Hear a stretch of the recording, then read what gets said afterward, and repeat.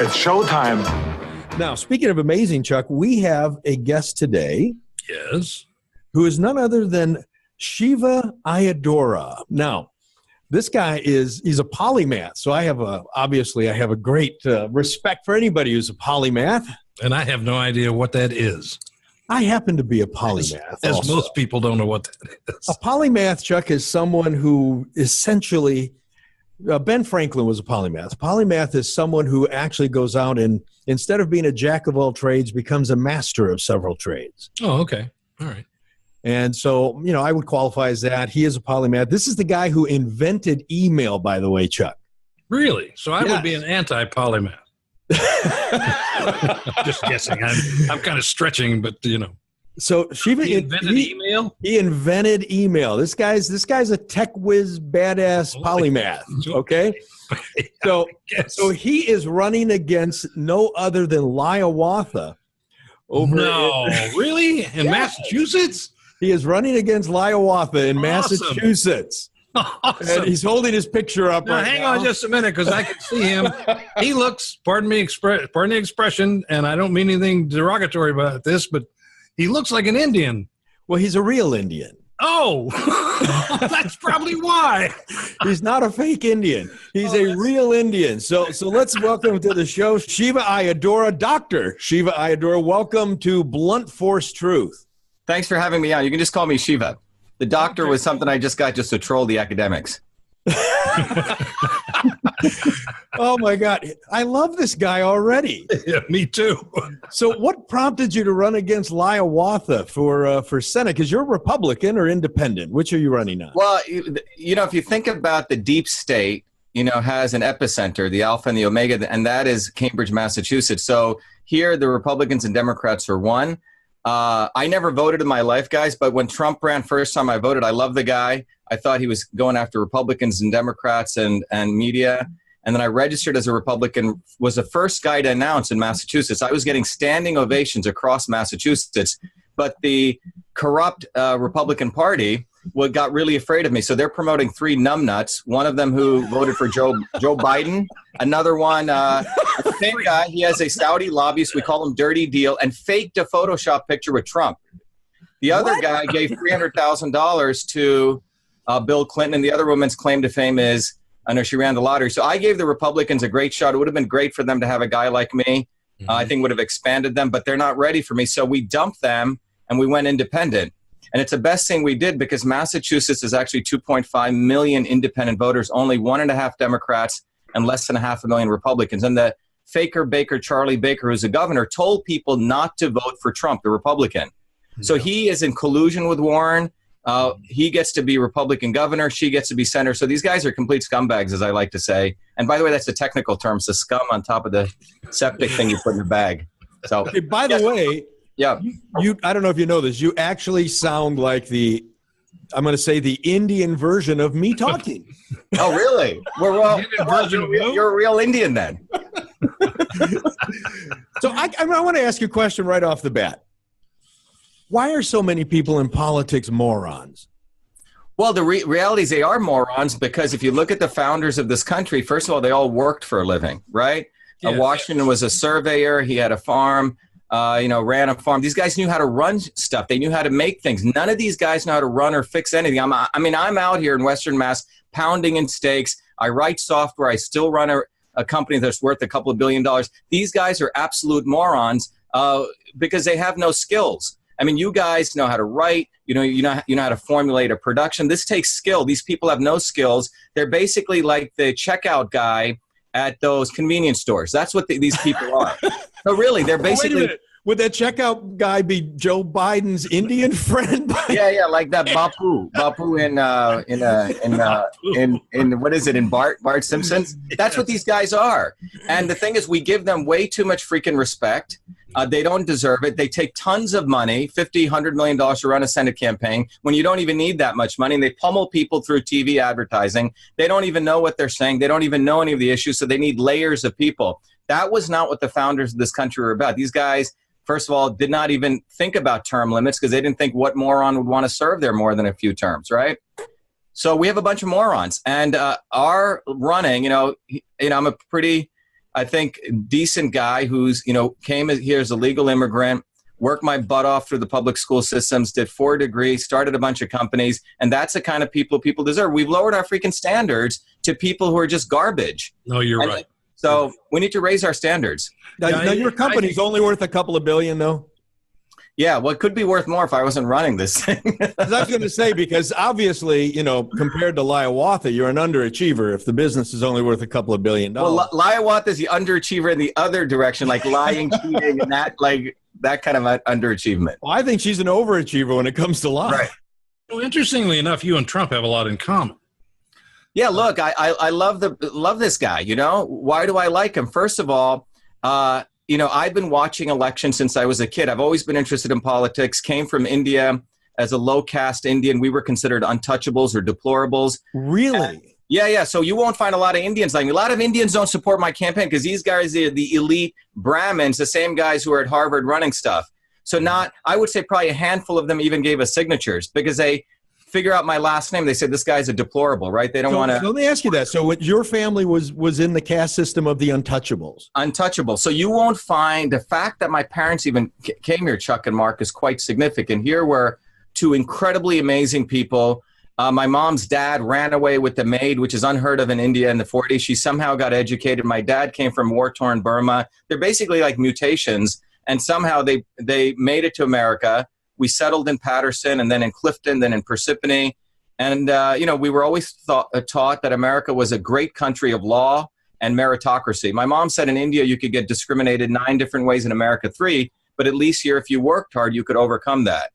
So when I look at someone like Trump, 1984, I saw a guy called Jesse Jackson. Remember him running against Mondale? Yes. Reagan? Yeah. And I thought, okay, this guy sounded like he was anti-establishment. But at the last minute, he gives all of his votes to Mondale, right? Talking about the lesser of 2 evils. And that's when I realized in politics, there was the establishment, the change agents, people out on the streets who galvanize people. And then there's the not so obvious establishment. And that's fundamentally what Jesse Jackson was. And we saw that same thing in 2016. We saw Hillary Clinton, the establishment, all of them congealed around there, the Bushes, the Obamas, right? All of them. And then we had Trump. Whether you liked him or not, he was throwing bombs everywhere, which was necessary. And then you had Bernie Sanders, who was part of the not-so-obvious establishment. So when I saw Trump doing what he did, I said, I never believed in the electoral process, decided to vote, got invited to his inauguration, and that's why I decided to run, because I thought he was like a bomb being fired or shot being fired at Lexington, which now created at least an opening so we could have everyday people who have skills running. And that's why I decided to run. And I love this country. It's the greatest country on the planet. I've been watching, this is not really off subject because you talked about the caste system and the establishment. I've been watching Victoria, which is about Queen Victoria when she was first anointed Queen of England, and she was like 19 or 20 years old. And to watch the establishment push back against her coronation, they pushed back against, as she was a monarch, and how she dealt with it. She was truly anti-establishment, and there's no question about it. She pushed back against them in the hardest terms and eventually won. But, man, she went through some really tough times. They made her life miserable, and they constantly wanted to appoint a regent who was part of the establishment so that she really couldn't rule. And interesting, yeah. It's kind of what we're doing in this country right now. We have this establishment that's like a rule of monarchy almost. They act that way. They think that way. You are correct. We're creating a ruling class. We do not. I'll call it the upper caste. The American people, they care about themselves, and that's it. And there's a whole thing about this one guy who, Queen Elizabeth is against the railroad. It's just coming in, 1840, something like that, 50. And her husband, who's from Germany, wants to see this because all Germans are engineers. So he's very interested in things like that. And he said, I want to see the railroad. I want to see this engine. And all the establishment is saying, no, it's going across our land. We don't want this. We don't need this for England. And he said, for England, this is the future. So he sneaks out and goes and rides on this thing, comes back, and everybody's pissed. I mean, everybody. His wife is livid because he left without telling her and did this. And then he says to her, he said, you need to go do this. And she does. She goes and she gets on this train and smiling from ear to ear goes, I get it. And then finally responds to the establishment guy that's hosting them, she says to him, you know something, before you decide that something's bad, you need to try it. Then you can make your decision. You've all decided that this is not a good thing. I mean, imagine thinking about railroads. This is not a good thing for our country, and you've done it without even looking at it, without even trying it. You're taking it very personally because it's going across your land and you can't stand it. Well, back to what she was just saying. Everything is personal in Washington. Everything is going across their land, and they can't stand it. And I think, Chuck, what you bring up, when we have this sign that says only a real Indian can defeat the fake Indian. Yeah. And it's going to go down in history as probably one of the best political slogans. But we have our bus, which I'm inside right now. And in March of this year, and you guys know messaging. Last year when we launched it, the bus had on the side, be the light. Great slogan. Then we changed it to Fight for America. But on March of this year, 2018, before the St. Patrick's Day parade, at 4 a.m, we put up this big banner. You can find it online we had the picture of me and her and Shiva for Senate. Only the real Indian can defeat the fake Indian. We took it to the St. Patrick's Day parade. Millions of people loved it. 4 days later, I get it. It's awesome because it has many, many layers to it. Right. The apparent layer, many. But then we get a letter from the city of Cambridge saying that I have 7 days to take it down or I'm going to be charged $300 a day from the building inspector. And I own this beautiful building. We not only pushed back, but we took them to federal court and sued them, and then they surrendered. Now, the sign, like you say, and typically you'll have someone who looks like Elizabeth Warren when I'm with my bus. Most people love it. And most times it's a woman who looks like Warren will say, you're a racist to me.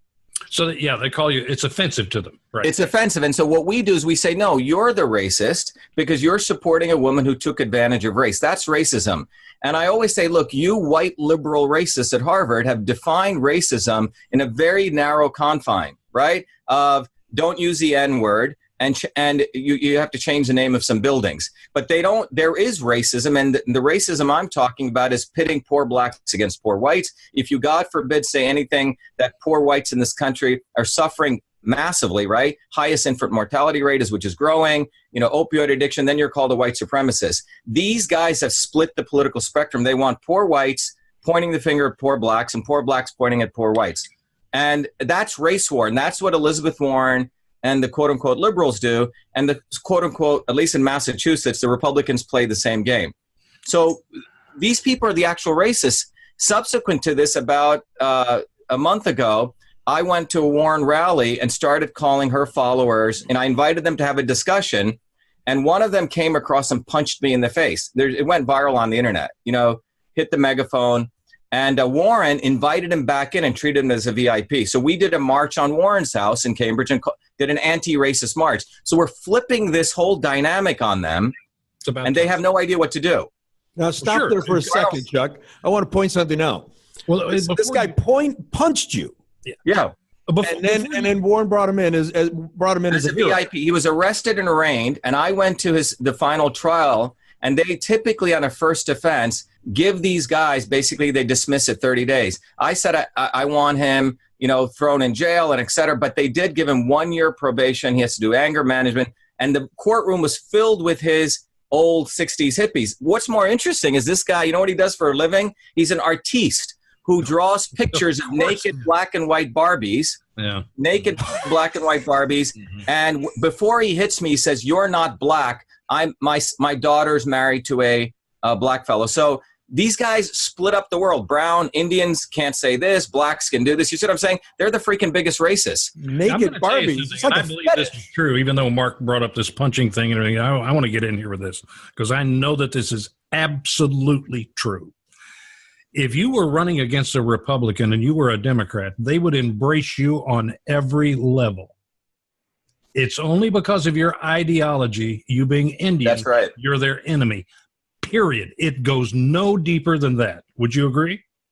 Yeah, I mean, I think it's two things. In this case, they're the biggest racists and segregationists. They have said an Indian sits in the lotus position, shakes his head like this, and is a non-aggressive person. God forbid this Indian guy fights back at them. and and it doesn't believe in their bogus liberal hypocrisy, right? Well, they think that Indians are all passive. They should have known Lord Mountbatten when he went to, get rid of, what was it called? Freedom at Midnight, when he freed. Right, freedom. Yeah. Well, yeah, right. They weren't passive then. Well, you brought up India. It's an interesting thing. Indians are an interesting collective, the group that came here, except, people like the non-Brahmins, untouchables. We're a little more fighters, or the Sikhs. Most of the Indians, primarily in India, and a lot of Indians should wake up and listen to what I'm saying if they're listening to this.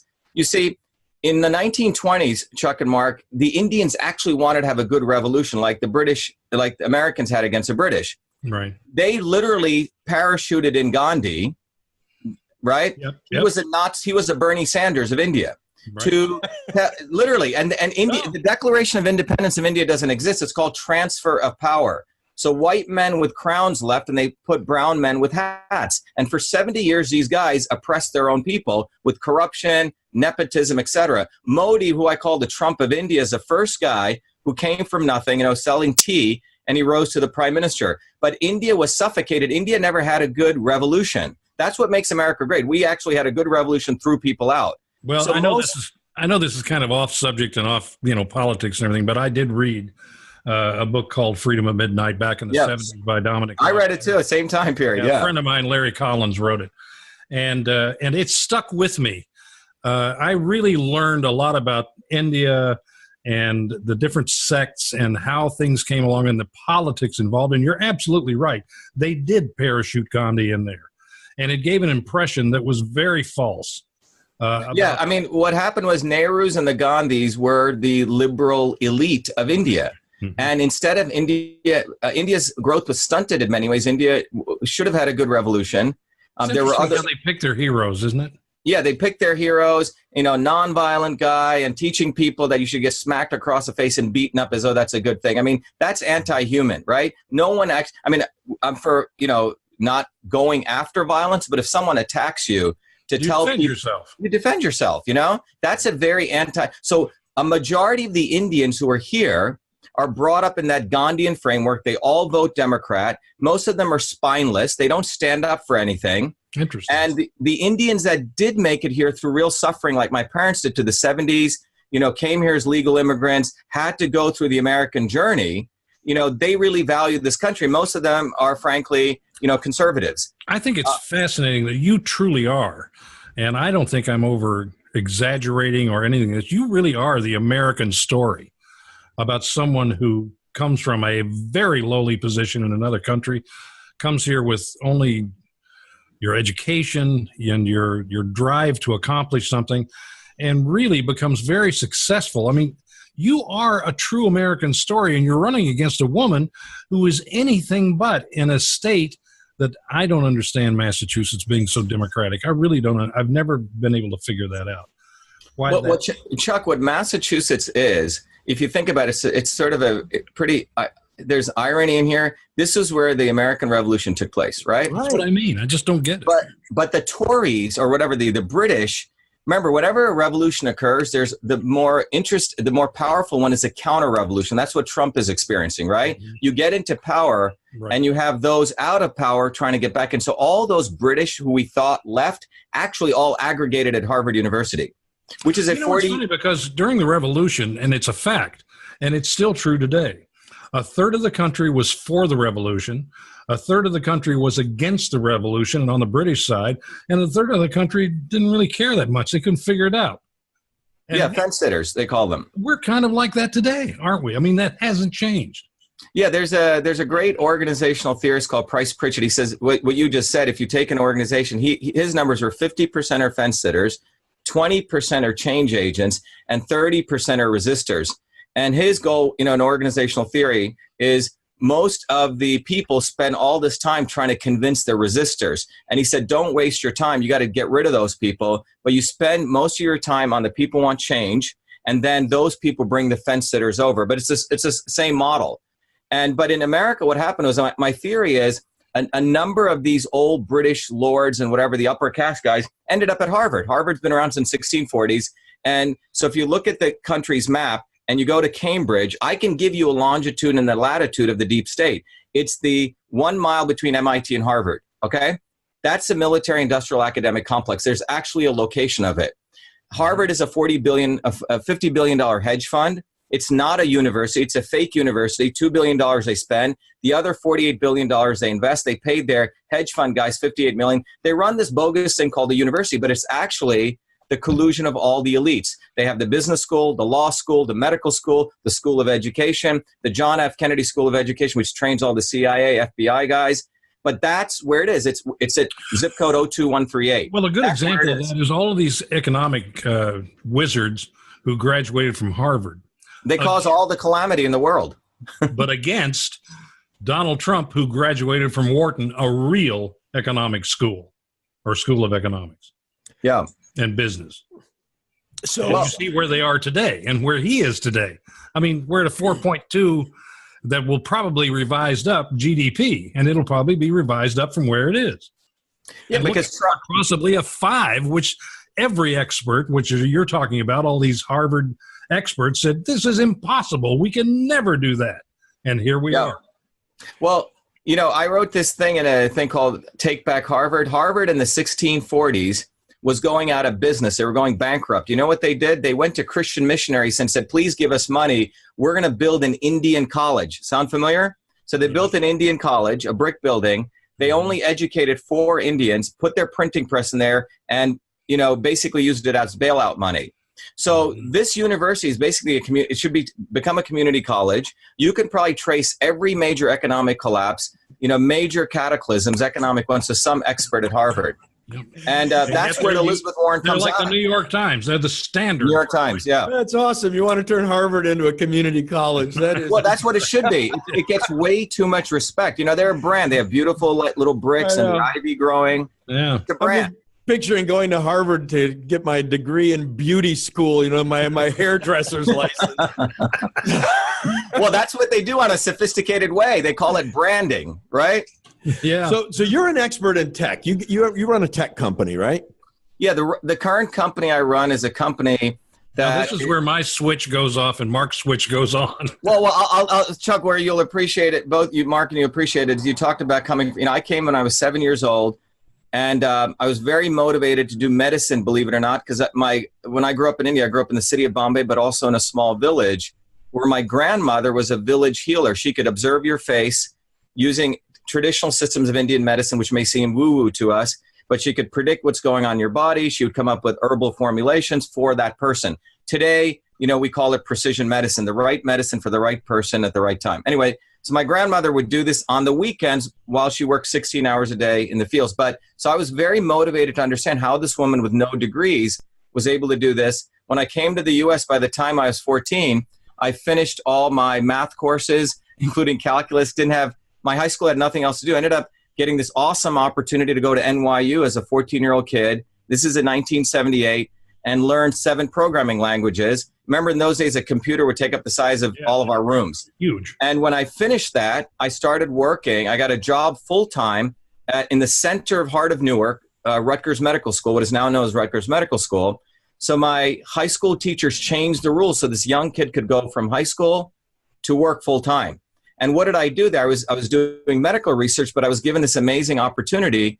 You guys are over the age of 40. You remember the old-fashioned interoffice mail system? Remember every secretary on her desktop had the inbox, outbox, folders, trash can. She'd write this memo to, from, subject, carbon paper. Well, I converted that entire thing to the electronic version, 50,000 lines of code. No one had done it before. Called it email, a term never used. And a few years later, I got the first U.S. copier. In fact, I got it today. Today's the anniversary of the invention of email, August 30th, 1982. It's on my Twitter. Congratulations. What it speaks to is now this was done before I came to MIT. Now you could actually find Hillary's emails, right? I could probably find them. Yeah, let me go at them. I actually told the New York Times that have them, but I'm sure that you could find them as well. Yeah, I'm sure it's in her. Yes, in her basement. I didn't mean to break your rhythm there. Go ahead. No. No, I actually commented. New York Times called me when the Hillary. I said, look, this woman should be in jail. They didn't print that, but I said anyone who put a personal server at home was clearly setting herself up for deniability. But anyway, the interesting story with the invention of email is that this was done before I came to MIT in the ecosystem of a mentor who gave me an apprenticeship, good loving family, and amazing, dedicated high school teachers. It didn't occur in the ARPANET. That's the big lie. When I came to MIT, went in and out, never spoke about the invention of email, never made a penny off that because you can't make money off copyright. However, 6 years ago, when my mom was dying of pulmonary fibrosis in a beautiful suitcase, she had saved all of these artifacts. Time magazine, the only tech journalist reviewing it, he wrote an article called The Man Who Invented Email.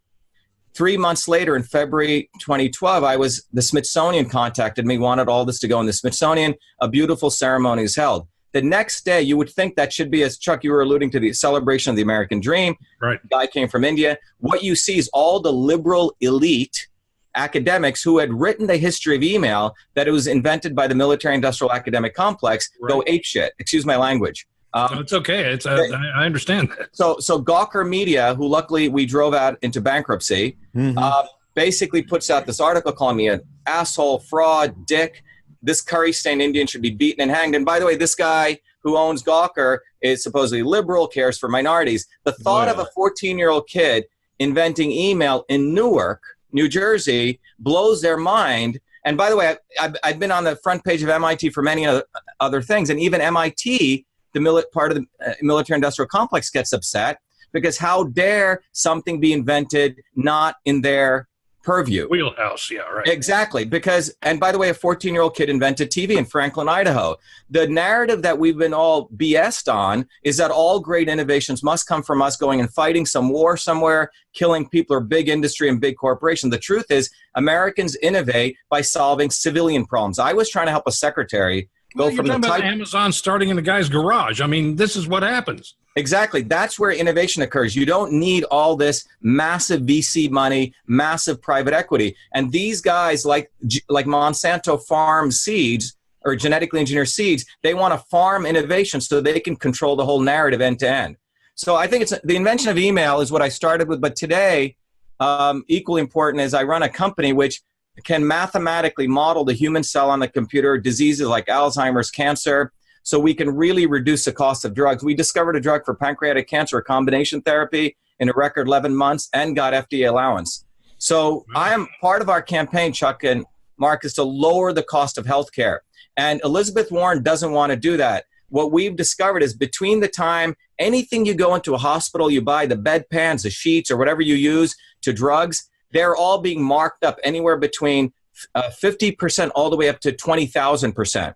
And the middlemen, GPOs, who get kickbacks, who Warren supports, and the establishment supports, are marking the hell out of these things. Well, you reduce this down to, if you get an aspirin in a hospital, it'll cost you $20. $20, exactly. Right? So it costs you 2 cents outside. Aspirin costs you $20 in a hospital. Why? Let me add something to that, Chuck. All supplies, Chuck.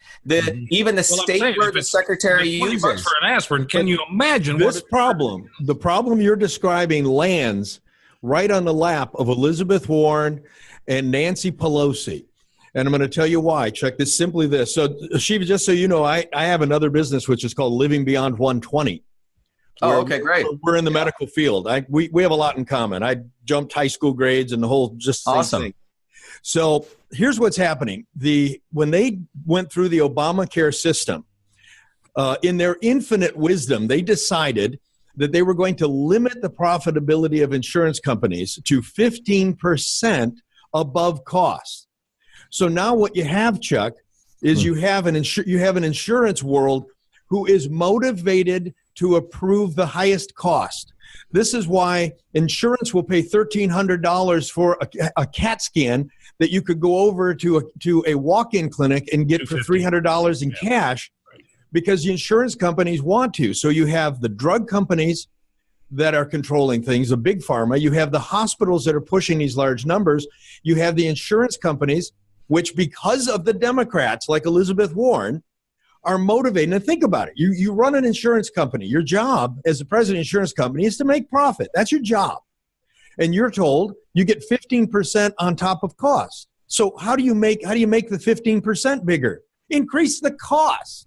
Yeah. Simple as that. Well, one of the interesting things, Mark and Chuck, is there's something even bigger than Elizabeth Warren lying that she was Native American that's going to come out. And we were the first ones, I think, to bring it out on social media. Is in 2005, Elizabeth Warren, by the way, you know how academia works, right? You write a bunch of papers and then you get other people to say how great your papers are. That's called a citation. And then you get tenure for life. So Elizabeth Warren tried to carve out her expertise in bankruptcy law. That's what she says she's great at. Well, one of her quote unquote, she's probably really good at bankrupting things. Bankrupting, exactly. But in 2005, she wrote a paper in a medical journal. Get this, person has no background in this, saying that 42% of small businesses were going bankrupt because they didn't have insurance and high medical bills. No one touched that. They assumed it was right because it's got the Harvard logo on it. 4 years later, in 2009, she anteed up. She said 65% of small businesses are going out because of high medical bills and no insurance. Those two papers were used as the intellectual foundation for Obamacare. Everyone referred to those papers. See, we need insurance. And they're nonsense. Well, 3 months ago in March, or 4 months ago in March, a separate set of professors re-looked at her work. And the way she did her research was simply asking Joe, hey, Joe, how'd you go out of business? Oh, I think it was high medical bills. It was bogus research. These guys actually went and looked at the credit history of people, what actually happened. It's only 4%. The reason I'm telling this to you is the military-industrial academic complex, the fake news behind fake news is academia. So, you know, the elites want a narrative. Oh, we all need to get everyone on insurance. So they go to someone like Elizabeth Warren, the fake Indian. She writes a fake paper, and then the journalists just refer to it. So this is how they manufacture consent, as other people have talked about, right? It's exactly how they got Trump with the dossier. It's the same system. Exactly. The Russian collusion stuff is absolute just nonsense. It's made up fiction. And they use the same system. Right. Yeah, well, they used information laundering in his system. Mm-hmm. Yep. But I think the opportunity we have is we're running as independents, and I think we have a big opportunity to win. And we're winning because, you know, if you look at the number of followers, I think I have 10 times more than any of the Republican guys out there. We're going straight to people through alternative media, and then we go on the ground. That's the way we're doing this. I want to say we're going to take a short break. We have a commercial break to do. So we're back now. And as I said, I have a question for you. I do. And I think it's important. With everything that you've said, I have a statement first. With everything that you've said, I am a Republican, a registered Republican, because it's my default position, as it is with a lot of conservatives. We have to default to the Republican Party, unfortunately. So I have never voted for an independent in my life, ever, because they normally, quite frankly, most independents are Democrats, clothed, in different clothing, but they're really Democrats. I don't know of a single independent that votes with Republicans. Do you? Historically? Well, in Massachusetts, I'll give you the numbers. I'm talking about federally. Oh, I don't know about federally, but in Massachusetts, the numbers are interesting. In the last election, the presidential, 2 million people voted for Hillary. Massachusetts, 1 million people voted for Trump. Then people say, oh, look, Hillary won. But the point is 1 million people voted for Trump. Where did those 1 million come from? Well, of the Republicans, 450,000 Republicans, Chuck, only half of them voted for Trump. You know where Trump got his other 800,000 or 750? From independents. Yeah, that's an not anti-establishment vote. Maybe I was unartful in the way I presented this. I meant people who are independents in the government, like who's an independent that is Bernie Sanders. Bernie Sanders is an independent, so he's a Democrat. Do you know of any other independents that are not Democrats in the federal government who've been elected to positions of senator, congressman, whatever it is? Who was a guy in Connecticut? I think he caucused with the Republicans. You know what I'm talking about? Very unusual. So here's my point. You would be just after this short conversation with you, I would vote for you if I were in Massachusetts. I would absolutely vote for you. I would take my name off the Republican side when it came to Senate, and I would vote independent. And how difficult is that to do? If you're a registered Republican, you can just vote for anyone. It doesn't matter. It doesn't matter. Yeah, independents can vote in the primary. Every state's different. That's why. No. You can vote when you go on the vote. You can be a registered Republican. So we have all the data, Chuck, from the last 40 years of some Republicans lean independent, Republicans, a small minority, lean Democrat, but the majority of independents will vote Republican, or majority of that, and the other subset go ID. We call them IRs and IDs. Right. But when you really look at it, the reason they vote Republican or Democrat is because they've been bullied into this lesser of two evils nonsense, right? That's been the recurrent pattern in American history. And the only reason I'm a registered Republican in Texas is because I can vote in the primaries. Oh, I see. I couldn't vote in the primaries. And if you really look at President Trump's really an independent. Yeah, he hijacked the Republican Party. No question.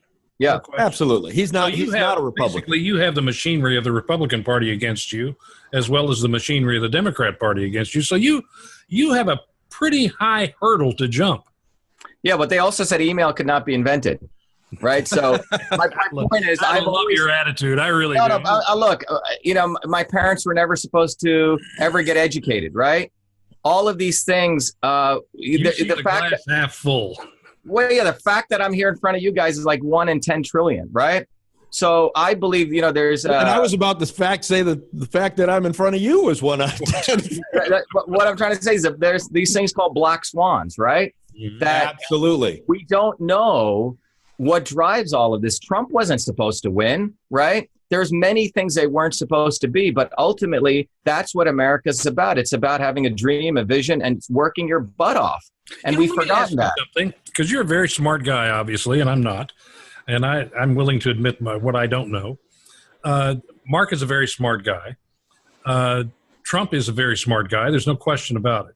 And Mark and I talked about this in the beginning, in the opening, and you perhaps were listening or not, but he figured a way to blunt his intellect, quote unquote, and still talk to the American people so that they understand him. And the thing that happens when I talk to guys who are so bright like you and who are so technically informed in what you do and how you do it and precision and using acronyms that no one understands but you, which is true. Mark is absolutely, I keep telling him, I said, speak in English, forget the acronyms. I don't understand you and I'm not a pilot. So here's the deal. Have you figured a way yet just to communicate with the average person to be able to explain yourself without any kind of overlapping intellectual thing? Yeah, okay. So right now she was holding up the sign of. I'm telling you that. Look, holding up the sign, only a real Indian can. Yeah, for all the quote unquote intellectual I'm supposed to be. But you know what I'm talking about, don't you? No, I'm being serious. The reason I held up the sign is only a real Indian. Look, 80% of my friends are everyday working people, plumbers, electricians, people who work for a living. I don't have a lot of these elitist bourgeois friends. So, I grew up in New Jersey among everyday people. So New Jersey people talk like this: scumbags, only a real Indian can defeat the fake Indian. That's what I'm noticing here, Chuck. All that intellect gets reduced to that. But this is, lock her up, right? Build the wall. These are amazing, simple things. There's genius behind that. And I got to tell you, this is better than the invention of email, frankly. And that's what I'm noticing here, Chuck. I'm noticing here, just like with President Trump, we were talking before that Tony Robbins, who I know, Tony Robbins taught President Trump, speak at a 5th grade level. I'm watching you right now. You're doing the same thing. You're talking about they're morons, they're scumbags. You're talking at a street level. I'm completely positive. Because that's what they are. Yeah. Right. But I'm completely positive that you can hold a conversation with an intellectual holding 4 PhDs. Oh, absolutely. Yeah. That's why the establishment is so afraid of me, because they're looking at a guy who's talks well, speaks well, can go to everyday people. I was just driving down the street in Springfield. We jumped out we saw signs. We put in a woman across the road, said, "Hey, I like that bus. I hate Warren." We went in and dug a stake and put it in. I grew up in New Jersey, guys, with people who were working people. My parents worked, 2-3 jobs. We're all working freaking people. These people don't work. Yeah, I got lucky and I went to MIT. In fact, I didn't even need to go there. When first day I went to MIT, I thought these people were the craziest people. I didn't want to go there. I played baseball. I mowed lawns. I had a landscaping business. That's what I did. Going to MIT benefited because they already got a great student. They put the MIT label. I didn't need to go to that place. I decided to go there to get all their degrees so I could troll them one day. And that's what I'm doing right now. Because now Peter Thiel? I know Peter. Yeah, I've spoken to Peter. Yeah. Peter said something that sounds very familiar to you. And that was, I was at a meeting with him someplace. And the question was, what would you do different? if you could go back and do things different. And he said, I wouldn't have wasted my time going to Yale Law School. Well, you got to understand, I didn't even know about MIT. I went to this in my second or third year to a Jewish public school. And, I was me and my sister were only the two Indian kids. Everyone there thought, they're the smartest kids. No one told me about MIT. I was second in class among 900 kids. And 2 weeks before the MIT applications were due, I wanted to do carpentry, do design, and I applied to a local state college. My mom had helped these two women. One of them who was homeless, the husband had kicked her out. She let him stay in our basement. And she had a boyfriend who said, hey, Shiva, you should go to this place. And he brought the application. It said Massachusetts Institute of Technology. Wait, back up. Yeah. Your mom has two homeless people living in the basement. Yeah, one of the women was... One of those guys said, you should go to MIT. Well, one of the women was kicked out. The husband kicked her out. Okay. So my mom was at the Stop and Shop, and she said, said, you can stay here. So she didn't have a home. She wasn't like a homeless, drooling person, right?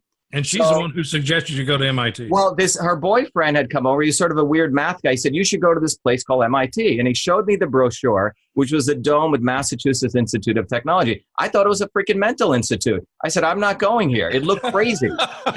So this guy wouldn't leave. So I filled out the application 2 weeks later with a pencil. I get accepted. And I remember walking to the steps of MIT, and I see these 16, 17-year-old kids who look like they're 80 years old, bent over, hunched, completely, disgusting looking. I hate to say this. And I said, I'm not going here. And finally, my physics teacher said, you should go because you would like Boston. It's a Athens of the world. You meet a lot of people. So when I came, I had enough credits to leave MIT in 2.5 years. I put up with the place because I moved to Dorchester.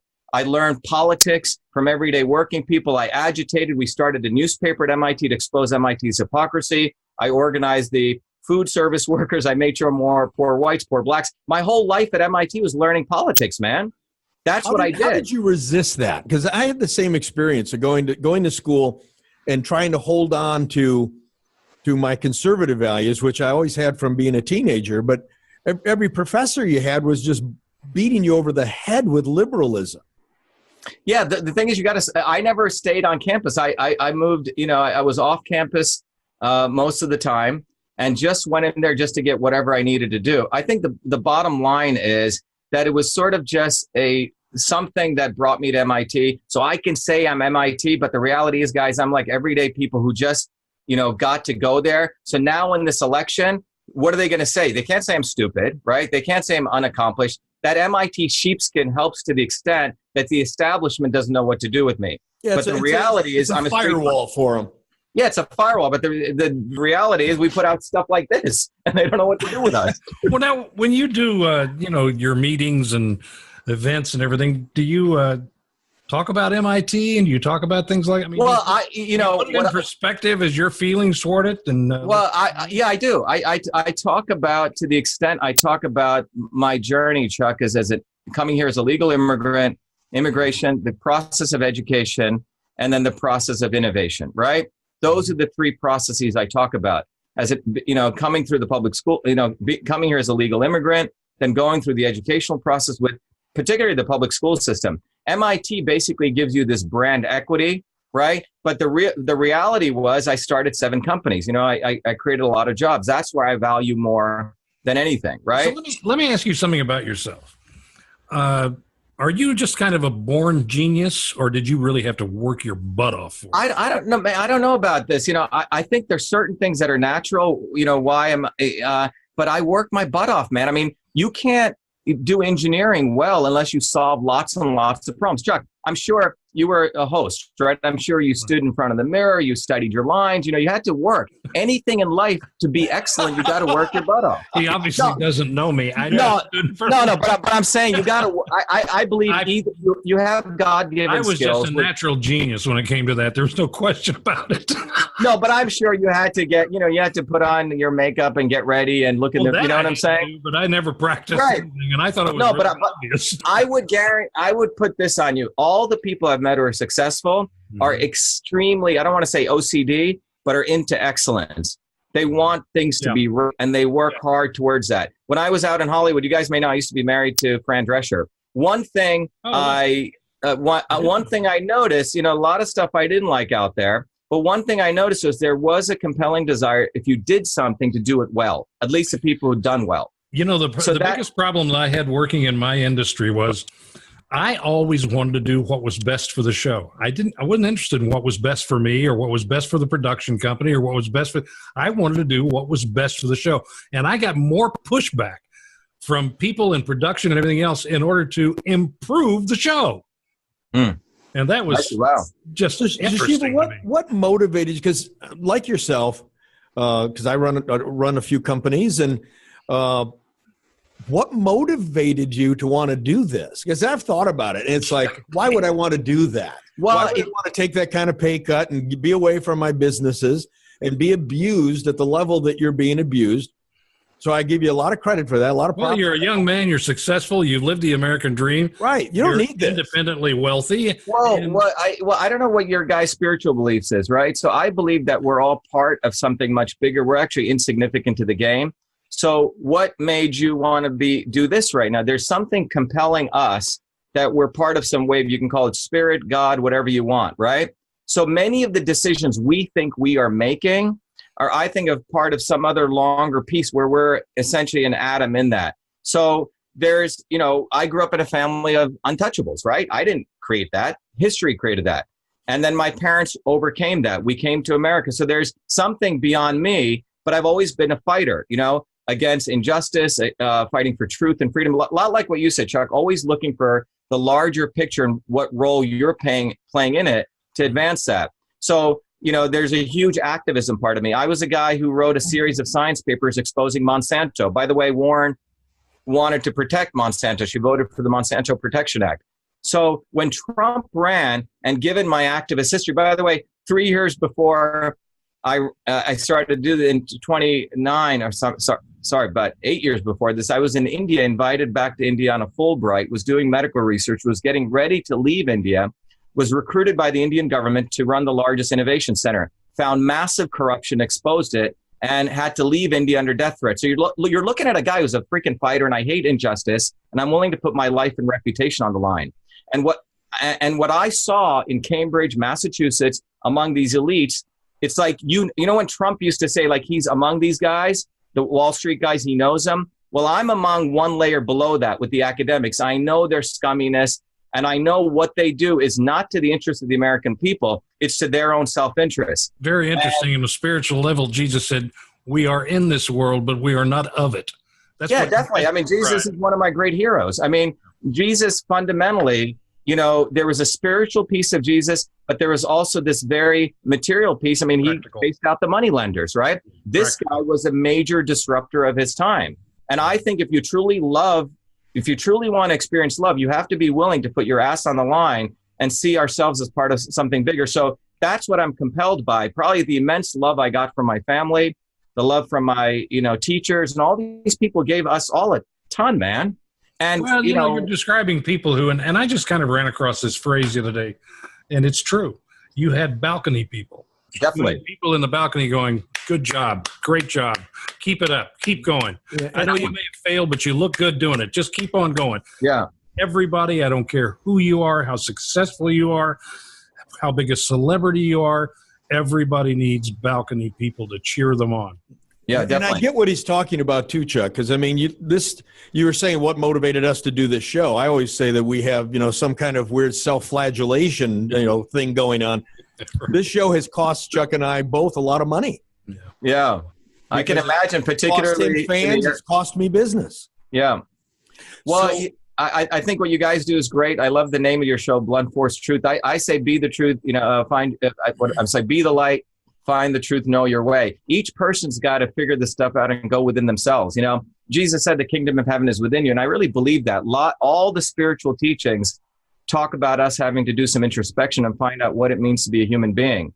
And that's why I'm doing this, because that's what I'm compelled to do as a human at this point in history. So I'm on your website right now. So the first thing I laughed when I brought your website up, because it's like, okay, this is the first politician with a website that's been programmed properly and designed right. Well, I do all my graphics. I have a degree in design, believe it or not, in graphic design, a master. So I do all of our graphics. I do all of our memes. So you're looking at a guy who's, is completely a micromanager. Right, and I have my own web department here, and I'm like, if you don't happen to get elected or something, would you like to have a job? I don't think you need really to use somebody like you. But here's my question for you: how's the campaign going right now? How? What do you think? How's the odds going? Well, here's the deal: after we dumped the Republican Party, there was a poll done. We were at 30%. So and the Boston Globe, which is a left liberal newspaper, right, they published the pictures of the 3 candidates running against Warren. One of them had announced, this dirty deal guy. The other 2 had not even announced. And they leave my picture out. Mm-hmm. So, and I was the first guy to announce. They know me. So I tweeted out racist. By the way, Globe says how anti-race. I said racist Boston Globe leaves out the dark key. It goes viral. The editor of the Globe calls me and he says, "Why'd you call me a racist?" I said, "What do you want me to tell you? You put the 3 white guys and you left the dark guy out." He goes, "Oh, my intern forgot." So that's their intern's the race. It's a guy named Algorithm. We all know him. We just so we have the campaign. Bottom line is we're the first on the ballot. We collected 20,000 signatures. We only needed 10 using all volunteers, Mark, without any paying anyone. The political parties typically pay people $3 to $5. This is bottoms up. If you ask, I would easily say 2 out of 3 people out there, they know our name. In the last poll NPR did, they asked, different politicians their visibility. They, interesting enough, asked, "Do you know Elizabeth Warren? Do you know Charlie Baker?" But they didn't ask my visibility level, which they're afraid of because that would put me in shooting distance, more than shooting distance of getting on all the debates. But now they have to put us in the debates because we're actually on the ballot as independents. So there will be debates. There are debates coming. Yeah, I think there's 3 to 5 ready. I was on one of the. Wait to see those. I want to actually see those. I know. I'd fly. Yeah, it's gonna be fun. I'd fly to Boston to see those. Yeah, I'm gonna. Yeah, you know how Trump used to say "wrong." Remember him? Remember he used to say that? I want to say "shut up." That's what I want to say. So what? I got to tell you, is there anything that we can do other than having you on the show? Is there anything we can do to help you with this campaign? I would love to see a guy like you in D.C. not only defeating the Elizabeth Warren, but we need people like you in Washington. Well, I think what the opportunity. So first thing you guys could do is tell all the Republicans that they should vote independent for the real Republican. That's me. I think, Chuck, you sort of gave an endorsement, which I'm going to sort of use, right? But anything you guys could do, send out the word that these 3 Republicans running, one photoshopped a picture, right? And by the way, I need to tell everybody in the audience one thing. We did not know this man. I didn't know anything about it. Nothing. So what you're hearing and what you're, absorbing right now is exactly what we are for the very first time. And I'm already on board. Yeah. So I just think you're awesome. I really. So one of the things that you got to be aware of. So you know how you have the Me Too movement. So I think we may also need the We Too movement. Let me explain why. So when we came out strong, there's a talk show host in Boston. He's been paid nearly $200K by one of the Republican guys. He brings up a mugshot of me from 2000 when a woman falsely accused me. This thing was outright dismissed, and this woman had done this to 2 other people, right? So in 3 months ago, the governor of Massachusetts' son sexually molested a woman on the plane. Nothing done to him. Nothing whatsoever. This guy hits me in the face, right? He got away essentially with a small probation. So part of what we want to talk about is there's one law for the establishment and another law for the rest of us, right? If I were you and I was in a debate on stage, on camera, I would put that mug shot on the front of my podium. Well, maybe, you know what? Big mug shot right on the front of the podium and say, "This is what people think of me because of this." And right. I mean, I would, I swear. No, I'm thinking of doing that. We were thinking of making T-shirts with the mugshot with exactly, just throw it in their face. No, because the interesting thing is that the false accusation I underwent, having experienced that, and having experienced someone do this to me who had done this to 2 other men, gave me a glimpse of if I didn't have a certain amount of wealth and couldn't get a lawyer, I would have been screwed, Chuck. It would have been on my record. I could never get a federal grant. And I look at all these other people, poor white people, poor black people, people who got the wrong advice, they would have been completely screwed. And Elizabeth Warren goes and attacks I could easily attack the police, but I don't. It's not the police. It's basically the fact that you have, these laws were created to protect real women who got battered, right? But you have a set of women who do take advantage of these laws, and they've twisted this system too. So, and then you have this larger piece where there's one law for the establishment, another law for the rest of us. But yeah, I want to talk about that because last year, you may remember there was a big free speech rally in Boston. I don't know if you guys remember this. Big Boston free speech rally. And 40,000 people came out because they were told that people speaking there were Nazis. I was one of the guys who agreed to speak there because a bunch of young students wanted to speak about free speech. 2 days before the rally on August 19, 2017, Charlottesville took place. The mayor of Boston, a Democrat mayor, and the governor all jumped on and they said, yes, these guys are racist. I mean, some of the guys were from the right, some were from the left. So the establishment said this was a racist Nazis. So we show up, 40 of us, facing 40,000 people. It was like Braveheart. I did my speech. I exposed Elizabeth Warren. I exposed Hillary Clinton as a real racist. The media didn't send that out, but people think I'm a Nazi and a white supremacist. So I've been on both sides. You know, people calling me a wife beater on this side, and over here, people call me a white supremacist. Mm-hmm. But it's a great opportunity to bring up all this nonsense. So we love it. So the campaign on the right and the left, people don't know what to do about us, Mark and Chuck, because what we're really doing is we're bringing out the fact that the establishment is won, and it's time that people had an opportunity to vote independent. Well, don't stop. Keep up what you're doing. I will tell you that, you know, our microphones are open for you at any time. If you've got other messages you want to bring back, we will bring you back. You have our support. You are more than welcome to use it. We will put it out on Twitter. We will put it out on our website. So I got one last thing to do that you guys should promote. See this magnetic signs we have? Yes. This is our ground game. These are magnetic signs, all made in America, okay? So he's showing, by the way, since this is a podcast, he's showing a picture of he and Elizabeth Warren. The top, it says Shiva, U.S. Senate 2018. And on the bottom, it says, only a real Indian can defeat the fake Indian. Yeah, it's a magnetic sign. So we have this on our bus. So anyone out there to support our campaign, we know everyone works. It's hard for you to go out and be on the ground, right? Buy these magnetic signs. Okay, they're 10 or 15 bucks. Put them on your car for the next 60, 70 days. Drive around with them. 500,000 people see them. And it's basically sending a message that we stand for free speech. We stand against these fake people. So we've made it very easy, Mark and Chuck, for people to participate in the campaign and obviously get a lawn sign. So ShivaForSenate.com. So, yeah, so Shiva and the numeral 4, right? The number 4. Yep. Shiva for Senate. You can also find Dr. Shiva at Twitter, which is AVA_Shiva, SHIVA.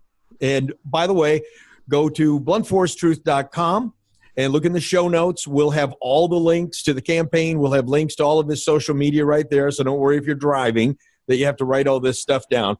The other thing I want to tell you folks is if you want to see Elizabeth Warren gone, then you go to Shiva for Senate and give them $5, $10, $20, whatever it is you can afford, because campaigns are a lot of money, and Elizabeth Warren and the Republican machine are working against this man. So, and only a real Indian can defeat the fake Indian. That's the most important message. Thank you so much for being on the show. Thank you, guys. All right. So, Chuck, there he is. He's Shiva Ayyadurai. You know what? I love this guy. He's brilliant, number one. And he's got a great sense of humor. He sees this thing through a very obtuse eye, which I really like, and I know you do too. Mm-hmm. So, wow, am I ever happy to be a part of his campaign, just promoting him. He's awesome. I never thought I would ever say that. I mean this sincerely about an independent. I really never did. Yeah, this is a guy that I'm going to say right now, this is a guy who will remain friend.